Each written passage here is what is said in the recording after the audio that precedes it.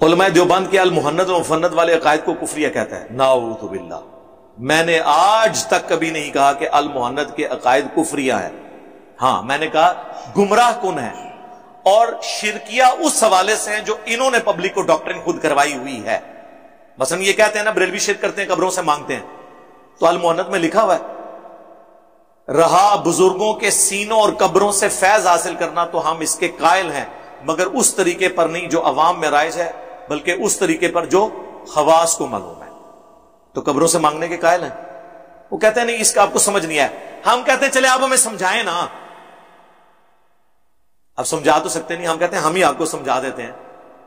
ارواح ثلاثہ میں اشرف علی تھانوی صاحب نقل کرتے ہیں کہ قاسم نانوتوی صاحب مرنے کے 6 سال کے بعد اپنی قبر سے نکلے، دیوبند میں تشریف لائے، خواب میں نہیں بیداری میں، جسد انصری کے ساتھ، اور دیوبند کے 2 مولویوں کی صلح کروا کے واپس چلے گئے۔ اور اس واقعے میں لکھا ہے کہ جن کی صلح کرانے آئے تھے سخت سردیوں میں بھی انہوں نے، سخت گرمیوں میں بھی رضائی اوڑی ہوئی تھی، ان کا پسینہ چھوٹا ہوا تھا، ظاہر ہے کہ مردہ قبر سے نکل کے آ جائے۔ تو انہوں نے پوچھا حضرت کیا ہوا آپ کو؟ ان کا ابھی ابھی مولانا تشریف لائے تھے جی۔ اور نقل کون کر رہا ہے؟ اشرف علی تھانوی۔ انہوں نے باقاعدہ حاشیہ لگایا کہ وہ اصل میں اپنے اس جسم کے ساتھ نہیں آئے تھے جو دفناتے وقت تھا، ایک اللہ نے ان کو نیا جسم دیا تھا، اس جسم سے وہ قبر سے نکل کے تشریف لائے تھے جی، فیض دے کے چلے گئے۔ اسی ارواح ثلاثہ میں موجود ہے کہ ایک انہی کے دیوبند کے بزرگ تھے، ان کی قبر کی مٹی لوگ شفا کے لیے لے کے جاتے تھے۔ یہ وہ سارے عقائد ہیں جو بریلویوں والے ہیں۔ اب ان عقائد کا دفاع کراچی والا مفتی کیسے کرے آ کے؟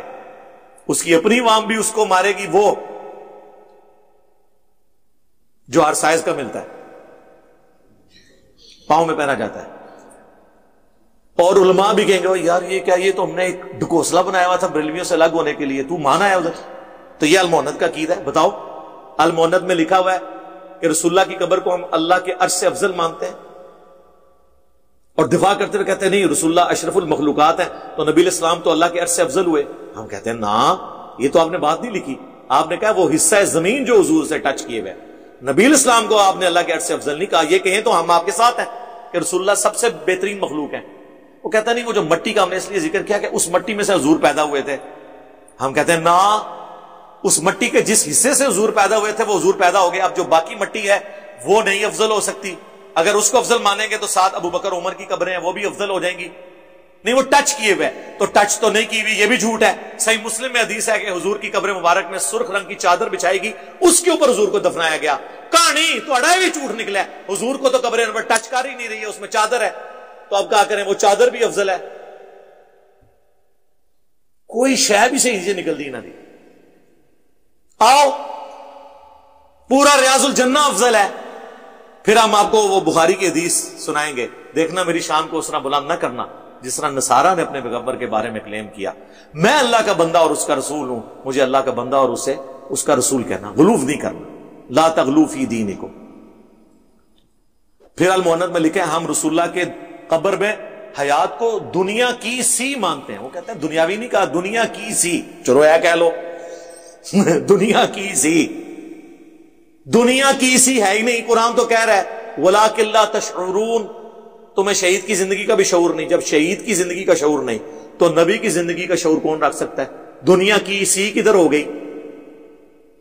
دنیا کی سی تو ہو ہی نہیں سکتی، وہ برزخ ہے، آخرت کی سی ہے وہ۔ بخاری میں حدیث ہے، اما عائشہ کہتی ہیں کہ اللہ تعالیٰ نے رسول اللہ کی موت سے پہلے میرے تھوک کو اور رسول اللہ کے تھوک کو ایک جگہ جمع کیا، وہ مسواک والے واقعے سے جو چبا نہیں سکتے تھے۔ اس دن جو رسول اللہ کی دنیا کی زندگی کا آخری دن اور آخرت کی زندگی کا پہلا دن، ہم حیات نبی کو مانتے ہیں آخرت کی، دنیا کی نہیں۔ آج بھی قبر مبارک کھولیں تو آپ کو نبی علیہ السلام نماز پڑھتے ہوئے نظر نہیں آئیں گے، وہ اسی حالت میں دفنائے ہوئے نظر آئیں گے جو 1400 سال پہلے، جسم مبارک بالکل سلامت۔ وہ نمازیں پڑھنا بھی جو مسند ابی یعلا میں آیا وہ برزخی ہے، صحیح مسلم میں آیا میں نے موسیٰ علیہ السلام کو ان کی قبر میں نماز پڑھتے ہوئے دیکھا، برزخی ہے، آخرت کا ہے۔ پھر المحند کے اندر جو اسام الارمین میں جن باتوں پہ کفریہ فتوے تھے ان کا جھوٹا دفاع کیا ہوا ہے آپ لوگوں نے۔ اور آپ کے ایک بابا جی جس نے تقریر لگائی، اس نے تو کہا ہمارا یہ عقیدہ ہے کہ نبی علیہ السلام اپنی وفات کے بعد بھی دنیا میں جہاں چاہیں کون و مقام میں تصرف فرما سکتے ہیں. تو یہ تو بریلوی کہتے ہیں. تو بریلوی تو بندی بھی دونوں ایک ہو جائیں گے انشاءاللہ، ہو گئے میں بلکہ. تو میں نے اس عقائد کی یعنی گمراہی کا ذکر کیا. اسی طریقے سے نبی علیہ السلام کے لیے ڈائریکٹ ایکچولی تھانوی نے علم غیب کے لیے حفظ الایمان میں کہا تھا. حفظ الایمان کتاب چھوٹی سی کتابچی ہے کہ رسول اللہ صلی اللہ علیہ وسلم کو بھی علم غیب ہے، اور یہ کوئی رسول اللہ کی تخصیص نہیں ہے، بلکہ یہ علم الغیب ہر پاگل، مجنون اور جانور کو بھی حاصل ہے، کہ اس کی بھی چھٹی حصے اس کو آنے والے معاملات کا پتہ چل جاتا ہے. رسول اللہ کے علم الغیب جو وحی کی تائید کے ساتھ تھا اسے تشبیہ دی. اسی لیے اسامہ الارمین میں احمد بریلوی نے اشری تھانوی پہ کفر کا فتویٰ لگایا.